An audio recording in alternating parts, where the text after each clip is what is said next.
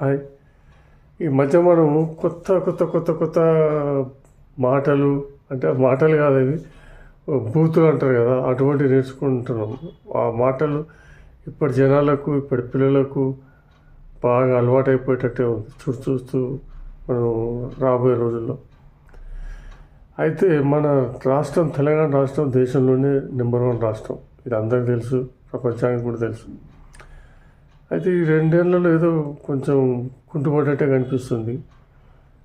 మనకు ఊర్లలో ఇంతకుముందు ఎలా ఉండేదంటే, ఎక్కడా కూడా నీటికి కరువు ఉండేది. తాగునీటి కానీ, వ్యవసాయానికి కానీ, కరెంటుకు, అన్నిటికీ ఎంత అనుభవించామంటే అంత అనుభవించాం. కానీ ఇప్పుడు ఆ తెలంగాణ రాష్ట్రం ఏర్పడిన తర్వాత అవన్నీ పోయినాయి. మొత్తం అందరికి ఒక 5-6 ఏళ్లలో ఆల్మోస్ట్ అందరికీ అన్ని పొలాలు అందినాయి. రైతులు కూడా సుఖశాంతాలతో ఉన్నారు, అందరూ బాగున్నారు, పంటలు బాగుపడుతున్నాయి. ఇదివరకు ఎట్లా ఉంటుంది అంటే, పంట పండియాలంటే కరెంటు లేదు, కరెంటు మోటార్లు కలిపిపోతే మోటార్లు పెట్టేది, విత్తనాలు కానీ, కలుపులకు కానీ, ఇటు నీళ్లకు, బోర్లకు ఎంతో అవస్థ పడేది. ఏంటంటే మనం అప్పు చేసి వ్యవసాయం చేస్తే మిగిలేది ఏం లేకుండేది. కానీ గత ప్రభుత్వం వచ్చిన తర్వాత, కేసీఆర్ గారు వచ్చిన తర్వాత రైతు బంధు అని ఒకటి ఇచ్చాడు. అది చాలా ఉపయోగపడేది. ఆ రైతు బంధు అనేది పెట్టుబడికి పనికి వస్తుంది. ఇంకోటి నీళ్ళోటి బాగా వచ్చేసినాయి, కరెంటు కోత లేదు, రైతులు చాలా సంతోషంగా ఉన్నారు. అంత మంచి ఒక కార్యక్రమం అనేది ఒక లెవెల్లో స్టెప్ బై స్టెప్ మంచిగా అందరూ ఒక సుఖ సంతోషాలతో ఉన్నారు. అయితే ఈ మధ్యన ఏంటంటే కులాల దూటి పెద్ద తలకాయ అయిపోయింది. కులాలు ఎక్కడ కులాలండి, అందరు మనుషులే. అరే ఊళ్ళో ఉన్నప్పుడు ఇప్పటికి నేను వెళ్తే మేము రెడ్డి అయినా కూడా అందరూ బావ అని, మావ అని, అన్న అని ఇలా ఇలా ఇలా ఇలా ఇలా పేర్లు వరుసలతో అన్ని బీసీ కులాలు పిలుస్తాయి ఆప్యాయంగా. ఎప్పుడు పోయినా కూడా ఆప్యాయత అనేది తగ్గలేదు. ఇంకా ఏదో చిచ్చులు పెట్టడానికి, రాజకీయ లబ్ధి పొందడానికి చేస్తున్నారు కదా, అది తప్పు అనిపిస్తుంది నాకైతే. అలా చేయడం కూడా చాలా తప్పు. అందరూ బాగుంటున్నారు, అందరూ కలిసిమెలిసి ఉంటున్నారు.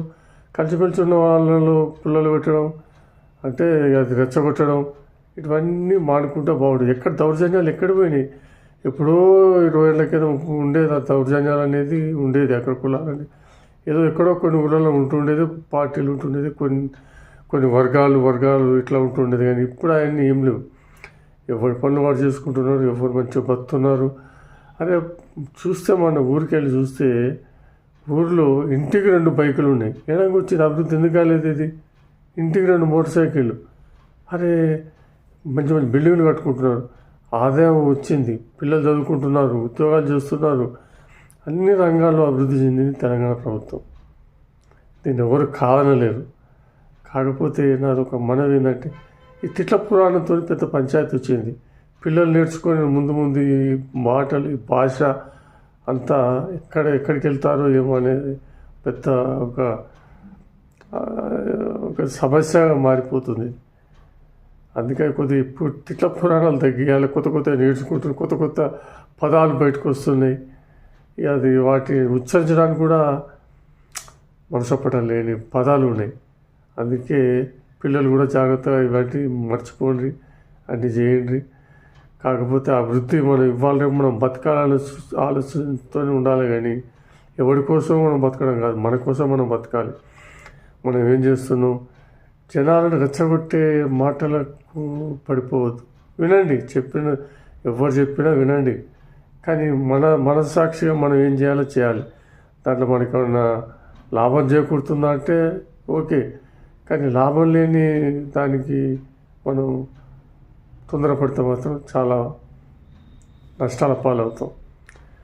కష్టాలు, కారుణ్యాలు అన్నీ పోయినాయి. ఇప్పుడంతా ఇదివరకు ఉన్నటువంటి రెచ్చగొట్టేతనాలు అన్నీ ఊళ్ళో లేవు, కక్షలు లేవు. అసలు పోలీస్ స్టేషన్లో చూడండి, పాత 20 ఏళ్ల కింద ఎట్లా ఉండేది, ఇప్పుడు ఎట్లా పోలీస్ స్టేషన్లో అసలు కేసులే లేవు. ఎవరో రోడ్ల మీద గొడుసులు దొంగతాను, జేబులు పిక్పాకెట్లు దొంగతాను తప్పితే ప్రతి ఊరిలో కూడా సమస్యలు లేవు, అస్సలు లేవు. పోలీస్ స్టేషన్లో చూస్తే తెలుస్తుంది కేసులు, ధర్నాలలో అరెస్ట్ అయిన వాళ్ళు, ఈ కేసు ఆ కేసులు తప్పిస్తే ఊర్లలో ప్రతి గ్రామంలో అసలు కొట్లాటలు అనేది చాలా తగ్గినాయి, అస్సలు లేవు. ఎందుకంటే అసలు ఎవరి పనిలో వాళ్ళు ఉన్నారండి. ఎందుకు ఇవన్నీ కక్షలు కారుణ్యాలు లేవు, అందరూ బాగా వస్తున్నారు. అయితే ఇప్పుడు వచ్చిన సమస్య ఏంటంటే అందరు కలిసిమెలిసి ఉండడం ఒకటి గొప్పతనం. పిల్లలు కూడా మంచి చదువుకుంటున్నారు, ఉద్యోగాలు చేస్తున్నారు. ఏదో ఒకటి సంపాదన మీద దృష్టి పెట్టారు జనాలంతా. అది మనకు కావాల్సిన అభివృద్ధికి కావాల్సిన పరిస్థితి అది. అంతేగాని ఈ గ్రూప్ రాజకీయాలలో పని లేనప్పుడు గ్రూప్ రాజకీయాల్లో పోయినప్పుడు ఎప్పుడెక్కడ నీళ్ళు లేవు, కరెంటు లేదు, పొలాలు లేవు, సరిగ్గా పంటలు లేవు. అప్పుడు ఏంటంటే గ్రూప్ రాజకీయాలలో తిరగడం, ఏదో ఇంత దొరికితే తాగడం, తినడం, ఇటువంటి జరిగేది. కానీ ఇప్పుడు ఎవరు అటువంటి సమస్య లేదు. తాగిపిస్తానో తాగటం లేడు, వాళ్ళే తాగిపిస్తారు. అట్లా ఉన్నది ఇప్పటి పరిస్థితి. అందరు బాగున్నారు, అందరూ బాగుండాలి. తెలంగాణ రాష్ట్రం అంటే దేశంలో గొప్పది. దాన్ని దిగజార్చొద్దు అనేదే ఉద్దేశం. ఆ ప్రతిష్టను దిగజార్చకుండా ఉంటే చాలు. ఆ రకంగా మనం ఇజ్జత్ అంటారు, ఇజ్జత్తో బతకాలి. ఎవరితో కారుణ్యాలు పెట్టుకోదు, కొట్లాటలు అవసరం లేదు. మనకు మంచి మనసుతోని ఒకరికొకరు ప్రేమలతో ఉండాలి, అంతేగాని కక్షల కారణ్యాలతో వద్దు. ఇది జీవితం, అందుకే జాగ్రత్త. ఎప్పటికైనా సరే లైఫ్ అనేది ఒకటి ఉంటుంది, లైఫ్ గోల్. ఇదివరకు రోజుల్లో లేదు, ఇప్పుడున్నది. ప్రతి ఒక్కరికి లైఫ్ గోల్ అనేది ఒకటి ఏర్పడ్డది. నేను ఎట్లా బతకాలి, నా పిల్లల్ని ఎట్లా బతికించాలనే ఒకటి ఏర్పడ్డది. అది జాగ్రత్త. మన సంసారం ఏందో మనమే. మనకి ఎవడు రాడు, మనకి ఆపద వస్తే ఎవడు రాడు. అన్నదమ్ములు లేరు, బంధువులు లేరు, ఎవరు లేరు. ఎవరు కూడా వాది చూసుకోవాలి. కానీ ఒకరి కోసం కనుక మనం సహాయం పడితే అది మనకి లాసే. వ్యవహారికంగా సహాయం చేయండి, కానీ ఆర్థికంగా అత్యవసరంగా ఉంటేనే ఆర్థికంగా చేయండి. కానీ ఏదో తాగుడుకు తిండుకు అట్లా ఇట్లా చేసుకొని మాటలు పెంచుకొని బంధుత్వాలు దూరాలు కావడం, ఇవన్నీ వద్దు. నువ్వు, నేను, నా కుటుంబం, నా పిల్లలు అని ఆలోచించాలి. కానీ మనం అనే ప్రతి ఆలోచిస్తూ అప్పుడు లోపలికి మన పరిస్థితి అంతా లోపలికి అవుతుంది.